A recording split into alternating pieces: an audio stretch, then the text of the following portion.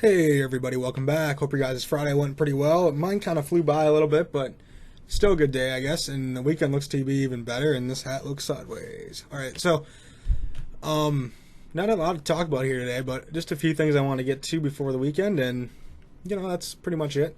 So here's the free PlayStation Plus games for November 2015: The Walking Dead Season 2 and Magicka 2 on PS4, Mass Effect 2 Beyond Good and Evil on the PS3, and then there's Dragon Fin Soup, which is on the PS4 and Vita, PS3 cross-buy when available, and Invincimals, so on the Vita. No big deal. I'm probably gonna get Mass Effect 2. That's the only interesting one to me, really, on this whole entire list. So yeah, that's about it. So that's decent lineup. Not PS4 games still suck. Like, let's just get the worst games for the PS4. I mean, might as well, right? I mean, all their time and money is going towards the PS4, but hey, let's get the worst possible games. But whatever. I'm not sitting here and gonna complain about it. All right, then I came across this article here next. It's about backwards compatibility came at a crucial time for the Xbox One, and Microsoft said that Xbox One owners have already purchased downloadable content for their games will be available to access that content from My Games and Apps area within the new software launching with backwards compatibility on November 12th. And, the option to download content sits within the manage menu, and just like options for deleting and moving games to an external hard drive, so that's really cool. And so to purchase content they don't already own, it'll be altogether a different endeavor. All right, I'm not even gonna try. It's gonna be just a different way to do that.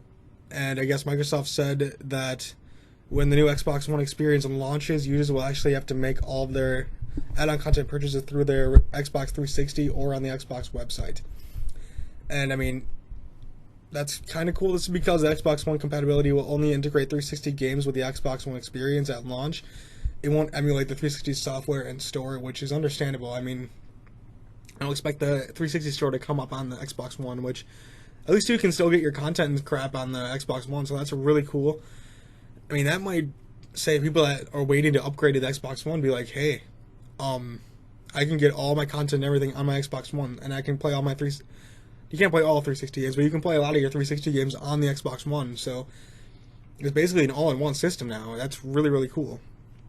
Alright, so the last piece of news I want to talk about real quick was that, Project Morpheus is going to be coming out in 2016, I guess, and the best VR games to look forward to. One of them was called the London Heist, and it looked more like an interactive thing, like with your hands, I guess, or the Move controllers, because that's so... I don't know why they couldn't have just used, like, something like on the Kinect kind of thing, like, oh yeah, finger motions. Stupid idea, Sony. That's gonna probably be a killer for me for the VR whole thing. I'm being honest. Or at least just have a controller in your hand. I'd rather just have VR and have my PS4 controller in my hand. So this one's called the London Heist. It just looks like an interactive game, kind of action-y, I guess, is what I'm gonna call it. Then Final Fantasy, I don't know what number that is. I don't even know what Final Fantasy this is, but it's one of the Final Fantasies. It looks like the new one. So look forward to that, I guess. I think that is the new one, 15 or so. 16. I don't even know what number they're on.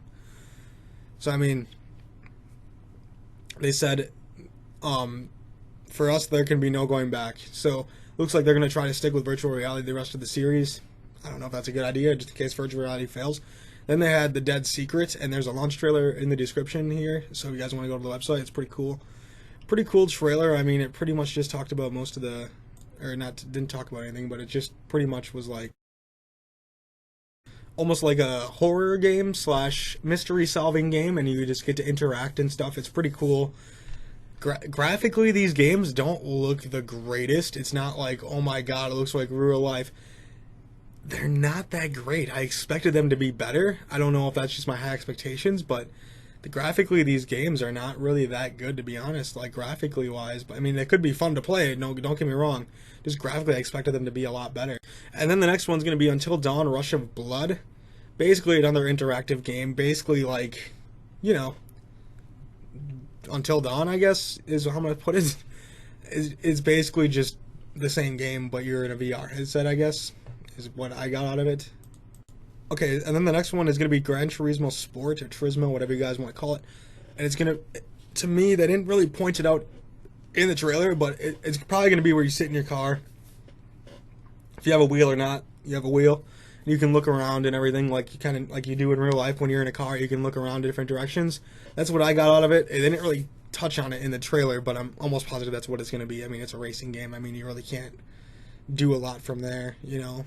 Then there's this next one. It was called Battlezone. Stupid looking game. I'm not gonna lie, it looks really stupid. It looked really boring, and it interested me at all in this at all. So yeah. But this next one here, that's called Robinson: The Journey, and it was announced, I guess, at E3 2015. And you're the role of a boy who has a crash landed in a breathtaking planet. You'll be able to explore your surroundings and interact with wildlife environment around you. Take it all in. So every day you run into a 50-foot dinosaur. So that looks really cool. It almost reminded me of Portal because there's like this little blue ball thing in front of you, and it talks in almost the same accent. I wonder if Valve makes this game. I don't know. Maybe they do. Probably not. I don't know. So yeah, this game looks really interesting. And this last game called Pollen, or Pollen, it's gonna be first person, like really cool looking game. It's fully optimized for the VR headsets. It's a game which you explore Titan, Saturn's largest moon. Obviously, being in a deep space alone, a few things can go wrong, and visuals look like, I don't even know. They just look absolutely amazing. This, like, when I said the games don't look good graphically, I was excluding this game. So I don't know. I might end up buying the VR headset, but it's just, I don't know if I can. You know, if it's gonna be $400, $500, I'm not gonna pay that much for it. It's just not gonna happen. And the first edition's always gonna have bugs, and it's gonna be so buggy, and it's not gonna be the best game. So probably not gonna get it right away. I'll probably eventually get it just because. But that last game, Pollen or Pollen, whatever, it looks really good. So does that Journey game as well. I mean, those are the two games. I want to say No Man's Sky is going to be virtual reality as well. They just didn't say. And it'd be cool if sports games could interact with VR, because that'd be pretty cool. So yeah, that's really all I want to talk about today, guys. Make sure to like this video, comment, favorite, and subscribe, and follow me on Twitch, Twitter, and Facebook. I will talk to you guys on Monday. Have a good weekend. See ya.